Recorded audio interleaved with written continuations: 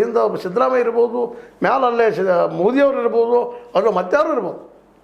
ಅವ್ರು ಯಾರೂ ಅವ್ರ ಮನೆಯಿಂದ ದುಡ್ಡು ತಂದು ಹಾಕೋದಿಲ್ಲ. ನಮ್ಮ ಟ್ಯಾಕ್ಸ್ ವರ್ಷಕ್ಕೆ ನಾವು 48-50 ಲಕ್ಷ ಟ್ಯಾಕ್ಸ್ ಕೊಡ್ತೀವಿ ನಾವು ಸೆಂಟ್ರಲ್ ಗೌರ್ಮೆಂಟ್ಗೆ. ಎಲ್ಲರೂ ಕೂಡಿ ಇಲ್ಲಿ ಮತ್ತೆ ಬೇರೆ ಇವ್ರು ಟ್ಯಾಕ್ಸ್ ಇರ್ತಾರೆ, ಘಾಟ ಅದು ಇದು ಅಂತೇಳಿ ಶಸ್ತ್ರ ಸೆಂಟ್ರಲ್ ಗೌರ್ಮೆಂಟ್ದವ್ರು ಪ್ರತಿಯೊಂದಕ್ಕೂ ನಾವು ಟ್ಯಾಕ್ಸ್ ಕೊಡ್ತೀವಿ.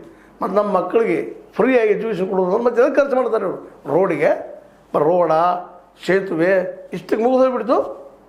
ಉಳಿದ ಪರಿಸ್ಥಿತಿ ಏನು ರೀ? ಶಿಕ್ಷಣಕ್ಕೆ ಏನು ಖರ್ಚು ಮಾಡ್ತೀರಿ ನೀವು? 2% ರೂಪಾಯಿದಾಗ 2 ಪೈಸೆ, ಅದು 100 ರೂಪಾಯಿದಾಗ 2 ರೂಪಾಯಿ. ಮತ್ತು ಮಕ್ಕಳು ಉದ್ದಾರ ಅಂದ್ರೆ ಏನಾಗ್ತಾರೆ? ಈಗ 10 ಸಾವಿರ ಬಂದು ಮಾಡಾಯ್ತಾರೆ, 10 ಖರ್ಚು ಮಾಡೋದು 10 ಸಾವಿರನ ಏನು? ಒಂದು ಗ್ರಾಮ ಪಂಚಾಯತಿ ಒಂದು ಸಾರಿ ಕಟ್ಟಿ ಬಿಡೋದಪ್ಪ, ಅದು 1200-15 ಮಂದಿ ತೊಗೊಳ್ಳೋದು. ಹುಡುಗರಲ್ಲಿ ಹೋಗ್ಬೇಕು ಶಾಲೆಗೆ.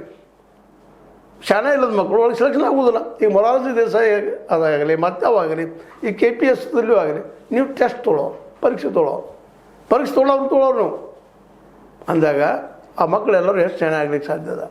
ಅದು ದೊಡ್ಡ ಮಕ್ಕಳು ಎಲ್ಲಿ ಹೋಗ್ಬೇಕು? ಇದು ಇವತ್ತು ಭಾಳ ಪ್ರಶ್ನಿಸ್ಬೇಕಾದ ವಿಷಯ.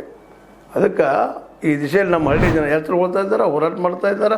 ಅದೇ ಕಾಲಕ್ಕೆ ನಮ್ಮ ವಿಶೇಷವಾಗಿ ಇಲ್ಲಿ ನೋಡ್ರಿ, ಯಾವುದಪ್ಪ ಒಂದು ಕೊಳದೂರೊಳಗೆ ಶಾಲೆ ಐತಿ, ಅದು 1938 ಸ್ಥಾಪನೆ ಆಗೈತಿ. ಮುಂದೆ ಅದೇ ಕಾಲಕ್ಕೆ ಮದನ ಬಾವಿ ಒಳಗೆ 1927 ಸ್ಥಾಪನೆ ಆಗೈತಿ.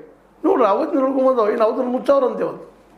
ಅದು ಚೆನ್ನಾಗಿ ಹೊಚ್ಚು ಹೇಳ್ತಾ ಇದ್ದಾರೆ. ಹೊಚ್ಚು ಹೇಳ್ಬೇಕ್ರಿ, ನಮ್ಮ ಹಕ್ಕು ನಾವು ಕೇಳಬೇಕು. ಇವ್ರು ಯಾರೂ ಮುಚ್ಚುವಂಥವ್ರು ಹೊಸ ಸಾಲಿ ಶುರು ಮಾಡ್ತಂತೇಳಿ ಅವರು ಈಗೇನು ಮ್ಯಾಗ್ನೆಟ್ ಅಂತ ಹೇಳ್ತಾರೆ KPS, ಅವ್ರ ಮನೆಯಿಂದ ದುಡ್ಡು ಹಾಕಿ ಮಾಡ್ತಾರೆ. ಇಲ್ಲ ಅದನ್ನು ಇವ್ರು ಯಾರು ಶಾಸಕರಾಗಲಿ ಅಥವಾ ಮಿನಿಸ್ಟರ್ ಆಗಲಿ ಯಾರಿಲ್ಲ, ನಮ್ಮ ದುಡ್ಡನ್ನ ನಾವು ಹೇಳ್ತಾ ಇದ್ದೀವಿ. ಜನ ಇವತ್ತು ಇವು ಕೇಳಬೇಕಾಗಿದ್ದೇನಪ್ಪ ಅಂದ್ರೆ ಪ್ರತಿಯೊಂದು ಹಳ್ಳಿಗೂ